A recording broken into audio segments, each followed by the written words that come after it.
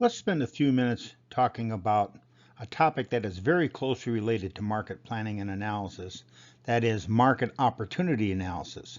It's the key to all entrepreneurial activity and is also very, very important for any marketing decision makers who have to make decisions about new product development, new products, new services, and new experiences. You really can't be a successful entrepreneur without a thorough understanding of market opportunity analysis.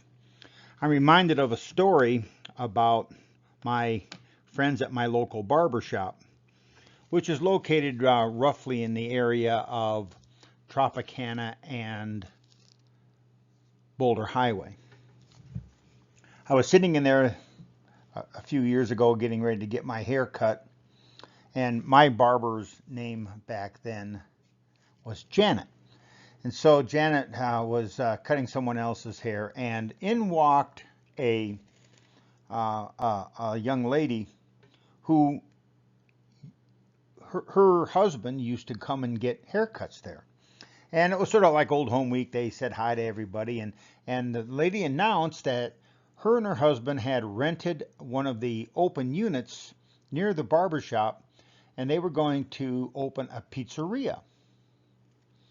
Janet was listening to this um, with some level of interest, and they were sitting there and talking a little bit. And Janet walked over to the front window where you could see out into the parking lot, and Janet said, "You know, there's a lot of uh, pizza places already around here." She said, "Look," she said, "I can see a Domino's and a Pizza Hut, and I can even see a Little Caesar's Pizza right from this window." And the people said, "I know, but we're not a chain restaurant. We're going to have better pizza than those chain restaurants have." Janet nodded her head. She said, I would think so. Yes, of course." And then Janet came back to cutting the person's hair, and Janet said, "This mall has lost its anchor tenant, which was a grocery store, and there's no real prospects for getting a new tenant to be the anchor." And she said, after the grocery store closed, the traffic in this mall, this strip mall, went down by 75%.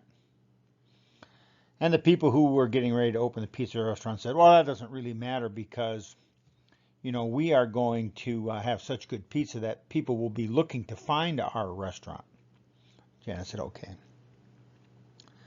So the people then eventually chit-chatted a little bit more, and the wife and husband left, and Janet was standing there, and Janet looked at me, and I looked at Janet, and Janet looked at me, and of course she knew that I taught marketing at the university, and she said to me, "Well, what do you think about opening a pizza restaurant in this mall?" And I looked at her and I said, "Well, I'd want to think very hard about it before I did that." She said, "You can go ahead and say it. It's not a good idea." She said, "They're gone. You don't. It doesn't matter." And in reality, what Janet was doing as these people were discussing this idea of this new pizza restaurant they were going to have in this strip mall in that particular neighborhood, Janet was sort of going through, even though she had no formal training in the topic, she was going through sort of the issues that would come up if you were doing a market opportunity analysis for opening a restaurant in that location. And so much of the idea of doing a market opportunity analysis is relatively common sense for someone who has a business background and an understanding of business. All right, so the anatomy of a market opportunity analysis, or something we typically refer to in marketing as an MOA, market opportunity analysis, is an introduction and an executive summary which describes the project or the new idea, or the particular product category that the project is in, the objectives and the strategy, the opportunities and the profit potential.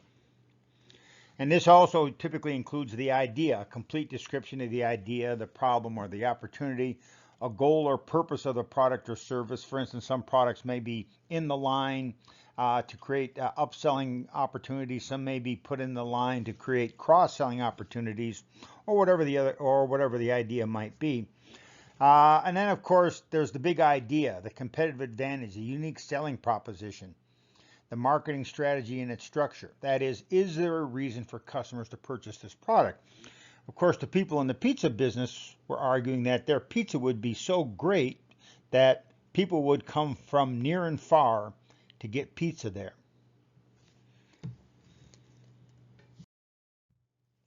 Now, the anatomy of a market opportunity now includes the same kinds of elements that we saw in a marketing plan. That is, to start with, a situation analysis. And a situation analysis includes an internal analysis. And so if it's an existing company that's thinking about a new product or a new variation on products or a new service, then the internal analysis looks a lot like the marketing plan. If it is a brand new business venture, then of course there aren't as many details available to do the internal analysis, but still the internal analysis needs to be done. That is, does the proposed products or services fit the mix of the firm? Is it a firm that can in fact make this product successful? Does it help or hurt the other products and services that the firm might have? If it's a firm without any new products, can the company successfully produce the product and services? And what is their competitive advantage? And how easy is it going to be to explain that competitive advantage? Does that competitive advantage have a moat around it? That is it a competitive advantage that they can defend over time? We then also want to know about the industry. What's the future in this industry? Is this an industry that has potential? If so, what are the trends and issues, and what is it that makes some organizations in this industry successful and others not successful? In terms of customers, the same thing that we always ask in a marketing planning activity: who are our potential customers? Is there something that these customers want? If so, who are they and what will they prefer in the product? How many customers are there? Then, of course, we want to talk about the competitive analysis. Who will we compete with? Can we compete?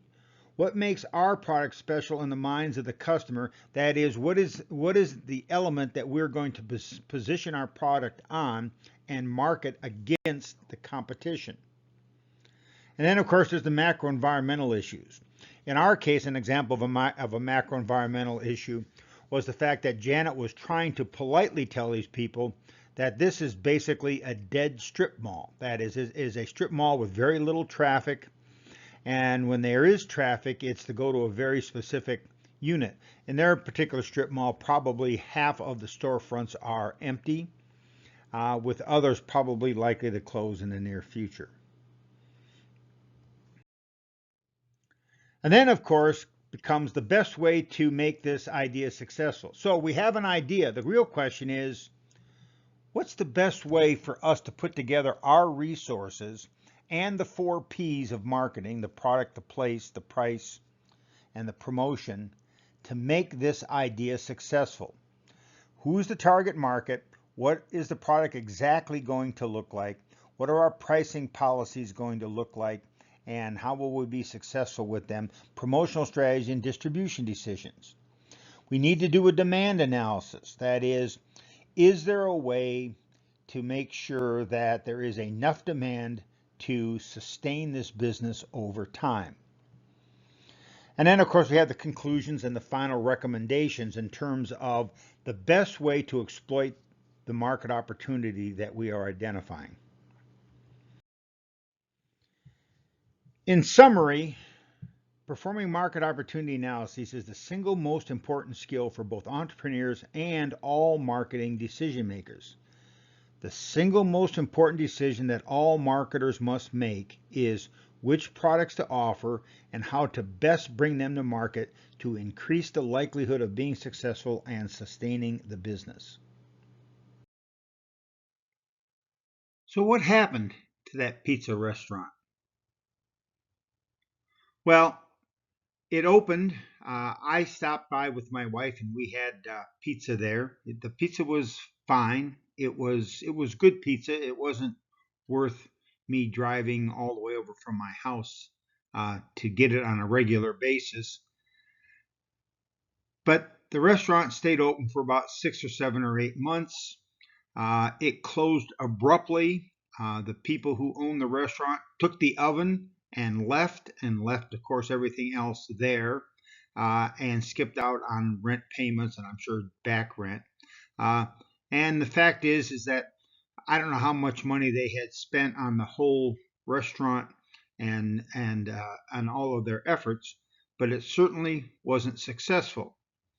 So at the end of the day, perhaps they should have at least listened to Janet as she walked through the steps associated with doing a market opportunity analysis.